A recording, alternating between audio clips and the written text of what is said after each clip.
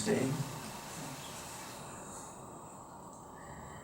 We had a very nice satsang in Greater Noida yesterday afternoon at Acharya Guptaji's.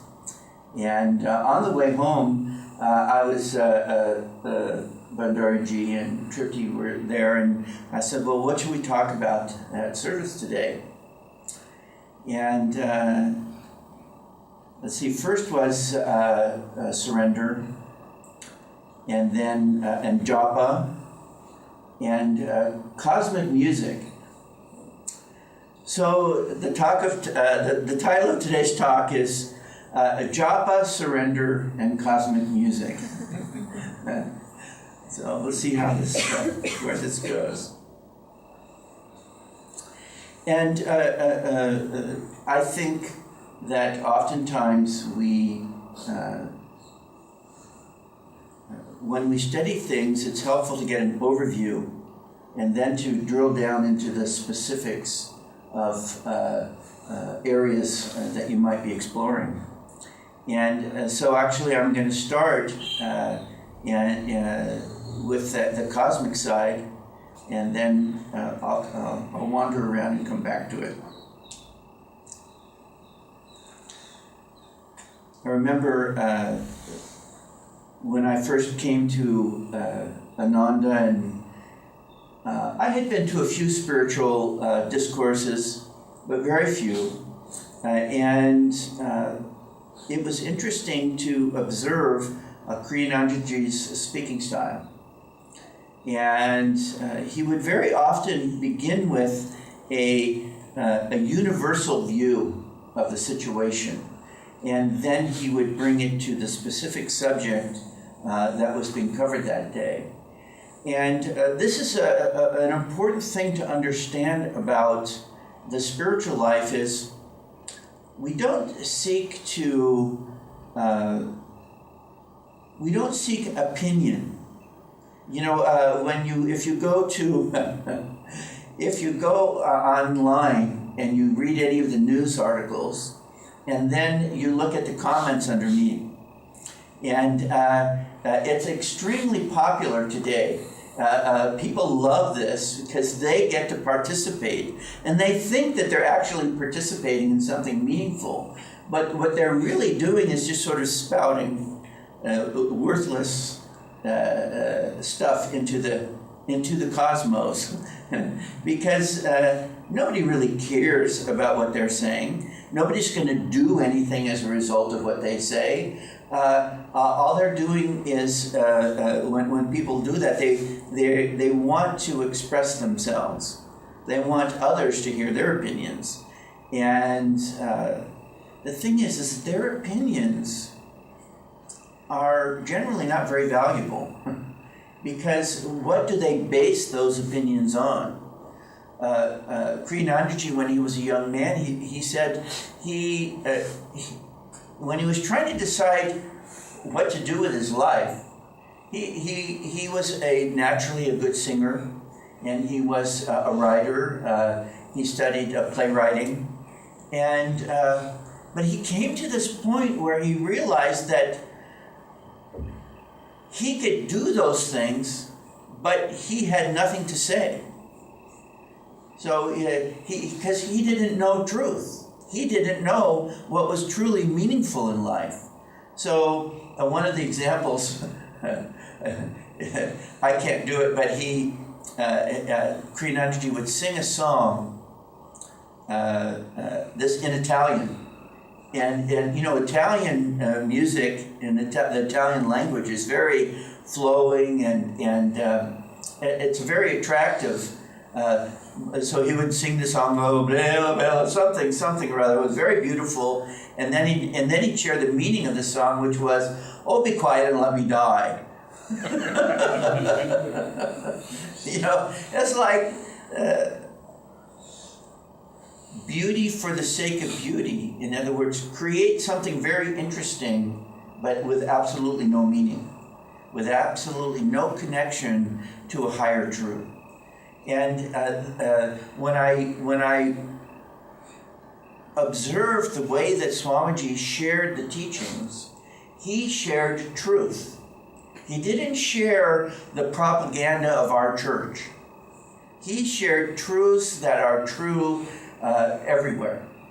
One time he said, when talking about the teachings of Sanatana Dharma, the essential yogic teachings that are the underlying principles of all life, he said, even alien beings in another part of the universe, if they want to commune with God, they have to be able to do these same things. The same internal process is everywhere. It can be expressed in many varieties, but the central truths must be the same. And to the extent that we are connecting to the central truths of universal truth, then our expressions can be said to be true. When they express that central universal reality, they are more true to the extent that we're able to be in tune with that greater reality than when we share our opinions. Our opinions as personalities, as even well-educated people on earth, doesn't make them correct. Many very intelligent, well-educated people say things that are absolutely wrong all the time, and they're completely wrong. And it's not enough to say, I am a PhD from XYZ University, and I know what I'm talking about, therefore believe what I say. That's insufficient. And we've seen throughout history that many great quote-unquote experts were proven to be absolutely wrong. So when we're talking about cosmic, universal realities, we have to realize that these are the central truths of the way that life is made. They're not the opinions of people. When we talk about the discoveries of the rishis, we're not talking about some old guy with a beard in the forest who had an opinion on a subject. We're talking about someone who was capable of something that most people have never even imagined, to say nothing of the idea that they themselves could consciously commune with omnipresent consciousness. This is such a huge concept, to commune with, to be one with, to be aware of omnipresent consciousness. We can't even be conscious of our own bodies, to say nothing of omnipresence. This is huge. And most people who are not aware of truth would consider this idea to be ridiculous and impossible. But if we want to value these opinions, do we value the opinion of someone whose life is based on emotional reactions to their personal likes and dislikes, or to a soul that has transcended that and communed with omnipresent spirit and proved it by the way that they live, by the accomplishments of their consciousness, which are manifest by all of the highest qualities of spiritual expression: love, joy, peace, a giving nature, compassion, dispassion, the ability to handle any difficulty with an even mind, the ability to access universal potential in all circumstances. There's a story of a yogi who, he didn't really have a following, and nobody ever saw people giving him money, but somehow he always had money to give out. And somebody had observed this one day and decided to follow him. So he followed this yogi to this lake that was infested with, other than was alligators but man-eating critters And nobody would go in this place because they knew that they would be eaten. But this yogi would just dive into the water, and he would be down there for a while, and the next thing he'd be coming up with fistfuls of money. And the universe was providing, and who can say what the circumstances, and I don't even know if this story is literally true, but it's true in the sense that when you've attuned yourself to universal truth, then that which you need comes to you. There is a literal a story of Saint Anthony who lived in the desert, and the story is that he was just out there by himself in a cave. The story is that a bird would fly over daily and drop him a piece of bread. We don't have confirmation of that. We do have confirmation of Yoganandaji performed many quote-unquote miraculous things, things that ordinary people can't do. And but most importantly, the vibrational presence that they radiated was transformative to people. When you get in the presence of one of these avatars, one of these transcendent beings, their very presence is transformative. And the transformation that takes place is what we're seeking in the spiritual life. We're seeking a transformation that takes us from our daily consciousness of restless thoughts and desires and thinking with a smile about the things that we want, and thinking with a frown about the things that we don't want. And occasionally being thankful for the things that we have. A lot of times people aren't even thankful for the bounty that they have, but they're quite commonly complain when things don't go the way they want. And even if they're atheists, they may occasionally complain to God. Just in case you're there, it's your fault. Which is actually true, but not in the way that they generally perceive it. So we're trying to connect to a universal reality. And this is the important thing to understand, that we're not trying to memorize the books that we read in our spiritual path. That reading those books, even memorizing them, is not necessarily a bad idea, but that's not the same as communion with that universal reality. And when God makes it easier, when we are in an environment that radiates that spiritual presence, it's easier to feel some of it within us. We won't feel all of it, but we'll feel some of it and grow in our ability to perceive it. And then you have to ask yourself, well, if God is present all the time, by definition, God is always present, then what can I do to be aware of that presence? And if you think about it, well, if somebody walks into the room, but they're walking over here and you're turned this way,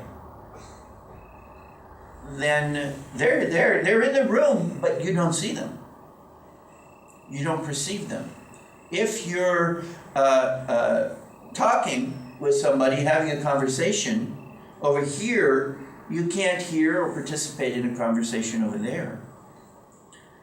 So, if God is present everywhere and all the time, then there's something about our attention. The way that we direct our attention is not directed in a way that allows us to perceive that presence. We are directed in a different way. And the way that we're directed is in the mind's restless. It's a carousel of thoughts that the mind goes round and round and round, and the carousel it slows down only occasionally, and you have to jump on. So some thoughts jump on, they go round and round, and then they jump off. And new other thoughts get on, they go round and round and round, and then they jump off. And then, of course, there might be 2 or 3 thoughts going around and around together. So while they go round and round, you think from one to another. And a lot of time is spent in life by most people in this circular thinking. And what's interesting is that we think we're accomplishing something. Oh, I'm thinking about it. I'm going round and round, but I'm thinking about it. I'm thinking about it. And the interesting thing is that when you really are thinking about some subject, trying to understand it, the resolution to that thought, the understanding about what it is that you're trying to understand, comes when the ride stops, when the carousel stops rotating, when you finally get to a point of stop the chatter and listen. And in that listening state, you will most often perceive the answer to that question that you have in your mind.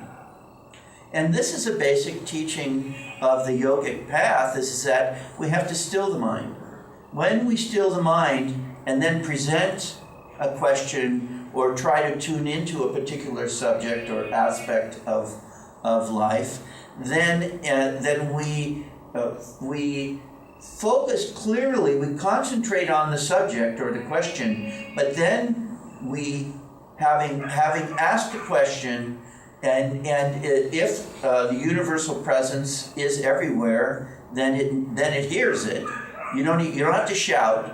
You have to focus your attention so that you can clearly be aware of what it is you're trying to do.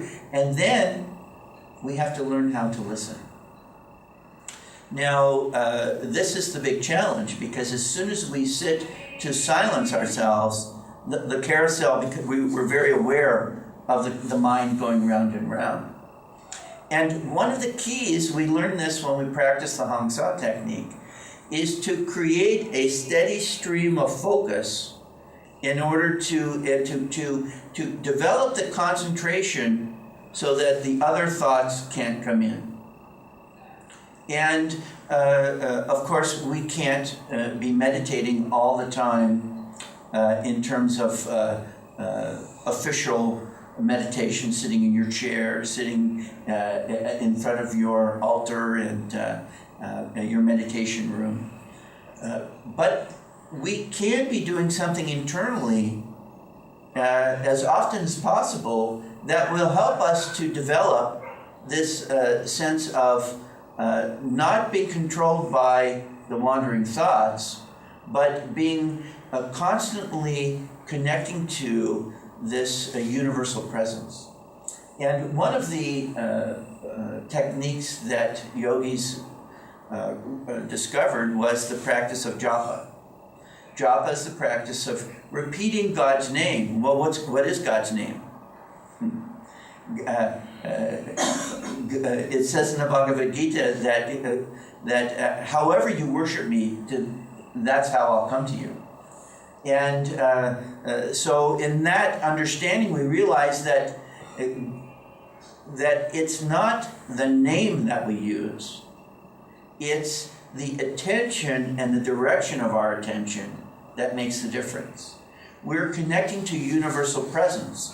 You can call that presence Christ consciousness, Krishna consciousness. You can give it a form that you prefer, Rama, Krishna, Divine Mother, Omnipresent Spirit, any form, the Masters, any form, that's secondary. The universal connection is that internal process of not being caught in the carousel of the restless mind, but being able to focus that in a specific direction. We do this when you can use a mantra. You can use one of Yoganandaji's chants.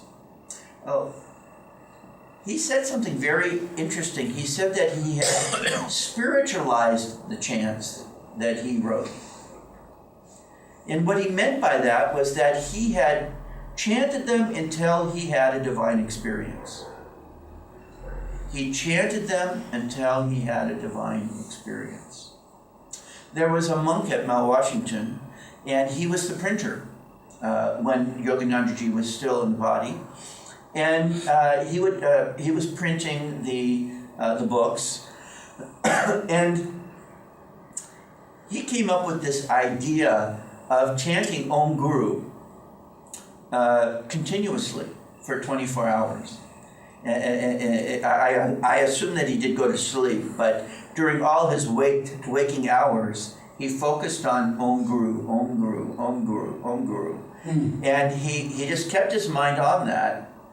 And I don't know how far into this process it was, but at some point, he actually went into an elevated state of consciousness. And where he was, it was more like he was above and beyond his body and looking down on it. And not samadhi, but definitely not ordinary daily consciousness. And the thing is that he still had to print the books.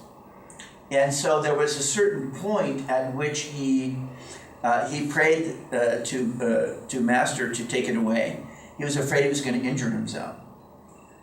And, well, I don't necessarily think that we're seeking simply to be out of the body looking at it. Deep spiritual experience must include heart consciousness. And this is the next layer of that process is if you do tapas, if you practice any specific yogic practice in a very intense, you would say in an extreme way, then you will cause a universal response. Something will happen. But that something that happens isn't, what is it that you want to happen? Are you practicing these things to get personal power over others, or to get a new car or a new job? Or do you want to experience Satchidananda? Do you want to experience the bliss of universal consciousness? The love. Everybody knows that the essential quality of that's most valuable in life is love. And Kriyanandaji described bliss as love in action, which I really like that description. But this feeling of the God presence is the most satisfying, comforting, joyful, loving, understanding experience. So we have to remember that it's not powers or unusual experiences that we seek, but you might describe it as heart fulfillment. We want to get to that space where our hearts, our most centered awareness, perceives well-being and in its many variations. So we have to focus the mind so that it gets off the carousel of restless thoughts, but with it we have to bring the heart. Without the heart, we this openness, this willingness to inwardly reach out. I didn't realize this until many years after coming onto the path, that somehow I instinctively knew how to listen to music. When I was, I suppose, a year or two before I came onto the spiritual path, a friend of mine and I were we enjoyed music, the music of the times in which we lived. Some of it, not all of it, but we had a way of listening to the music that was very different than anybody, and we sort of discovered it for ourselves. This idea, and I suppose others might have been doing this, but we never talked to anybody about this. That when we listen to music, and rather than going outside and clapping or moving, not that we never did those things, but when we were really listening to music, we would sit absolutely still. And we would enter into the center of the music. There's a fellow at Ananda who's been with Ananda for many years, Nayaswami Bharat. And he wrote a book called Sharing Nature with Children, which has been very successful. And in this, he was in the movie, if you remember him. And he talked about this idea that when you go out into nature, you have to inwardly reach out and commune with nature. And the way you do it is that you commune with your center, and your center expands out and becomes a much more expanded center. So you expand out into the center of all things. This is really what we're trying, one of the ways that you can say that we're trying to do when we meditate. And the essential, Yoganandraji described that the center of the universe is, for you, is a point of intuitive perception in your heart. So if we want to perceive, and we talk about the heart as being the receiving station. If you want to perceive omnipresence consciousness, you have to, you sort of broadcast here at the spiritual eye, and you receive in the heart. And you have to unify these connections so that listening is an active process. Listening is not like a picture. If you just look at a picture, there's no depth. A really good art, you'll perceive a kind of depth in it. When we talk about looking at the pictures of the masters, we're saying go through them. You're not going to a picture. You're going through in other words, you're using it to connect to, in your heart, a universal presence. And when we practice japa, this is what we're trying to do. We're using the repetition of the chant or the mantra or affirmation that you feel to use. It becomes a stream, and as you the stream of thought words, because generally you don't say it out loud, but you can if you want. As that thought stream goes forward, you have to connect it to your heart. And so what happens is that you're broadcasting the mantra, and you're receiving the vibrational presence connected to that mantra. And in this way, you're creating a circle of communion with the universal presence. And the idea is that you try to keep this going as often as you can during the day. So that instead, for example, if you do see road signs here in India, but in America there's way more. In certain areas, you see lots of road signs. And so if you think about driving down a road, well, there's other things to look at in India. There's always people around and stuff going on. And the thing is, what are you looking at? Are you looking at those people or those road signs? Or are you connecting to universal presence? And it's very common for people to say, well, I don't have time to do all this stuff.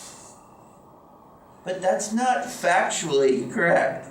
You have lots of time between maybe you really do concentrate occasionally on your work, or you're making a shopping list, you're concentrating, okay, I need this and I need it, I need this and that and that. But there's a lot of time between you've made the shopping list and getting to the car and getting to the shop to make sure that you've gotten everything on the list. There's a lot of time in there. And the more you become self-aware, you realize that we spend a lot of time on the carousel of the mind thinking that we're accomplishing something, when in fact we're just wasting time. We're not utilizing that time productively. So, in order to make this practice of japa more effective, yes, you can do it just by concentrating on the words. But if you add this consciousness, you have to give yourself to it. This is where surrender comes in. Surrender is not giving up because somebody's about to kill you. Oh, don't kill me, I surrender. That's not what surrender is. In this context, surrender is the free will giving of your heart. The allowing of your heart's natural, as Sri Teshwar called it, the heart's natural love. We talk about Patanjali, who said that yoga is smriti, remembering our divine reality. We have to remember our heart's natural love. We have to remember that we're not mean and angry. We're loving. And not just loving as in being nice, but loving as in universal consciousness of love. And we have to practice that. We have to, in the beginning, you affirm it. Yoganandaji said, if you want to experience joy in meditation, meditate with joy. You take on imagine it. You prime the pump with that which and the more you meditate, you have an experience of meditation that's deeper, then you can remember that and use that as, oh, I gotta get back there, and it becomes more easy, but then you have to keep going to deeper and deeper levels. So if we really want, and it comes down to what is it that we want? Do we want to ride the carousel, or do we want to commune with omnipresent bliss and love? If we want that universal experience, we've got to give our attention to it. And if you think about the benefits and what we do when we just live in the restless mind, it's not satisfying. Where if you do this practice and you do it sufficiently to have like the printer, to have an experience. And you don't have to. It's not always as dramatic as that. But if you do it intensely, in just a moment, you can go to a deeper state of peaceful presence, and the more you practice it, the easier it is to get back there, and then you find that even the most mundane, repetitive actions can become spiritually inspiring. There's a story of one of the nuns at Mount Washington, Sister Durga Mata. She when she used to peel the potatoes, so she'd go, oh, this one's for Babaji, and this one's for Lahiri, this one's for Sri Teshwar. She's spiritualizing. That was a form of japa. She's remembering God's name. Remembering God's, and you don't have to use a name. God doesn't need to when you see a close friend, you don't necessarily have to use their name because you know each other so well. And this, we have to give ourselves to this. And the thing is, when we give ourselves to this, just like this experience when I was listening to music, and we would have this sense of communion with the music. The problem is, at the time, I didn't realize that communing with lower forms of music don't have a beneficial effect on the consciousness. But and that was one of the things that I learned when I met Swamiji, was that music is an expression of consciousness. And so as devotees, we seek to commune with cosmic universal music, not opinionated, negative, limited music. And when we listen to music that represents small consciousness, ego consciousness, then we're taking on that consciousness. It's reinforcing our connection to the ego, to the body, mind, personality. When we're trying to connect to omnipresent cosmic consciousness. So we want to listen more and more to music that represents that cosmic consciousness. And of course, Swamiji's music is a beautiful example of that. But we also want to realize that even listening to Swamiji's music is not the same as listening to true cosmic music. Listening to the Om, listening to the sound of the universe, listening to God's song directly. Om is God's voice. Om is the sound of God's presence throughout the creation. And we can experience that music when we talk about hearing the sounds of the chakras when we practice the Om technique. And eventually you begin to experience the Om, and one of the experiences of samadhi is, as Kriyanandaji described, as the Om Samadhi. Going into that cosmic music, the sound of the whole creation. We can't imagine it. But when we practice japa, when we give ourselves to it, when we surrender our restlessness and our ego limitations, and we just give our hearts to that practice, and then we'll begin to connect to the truth of cosmic awareness, universal consciousness. This is the reality of life. This is our path. This is the inevitable homecoming that we will all experience. And japa and the giving of our hearts and the expanding of our consciousness, this is one of the ways to describe that journey and the experience of the spiritual life.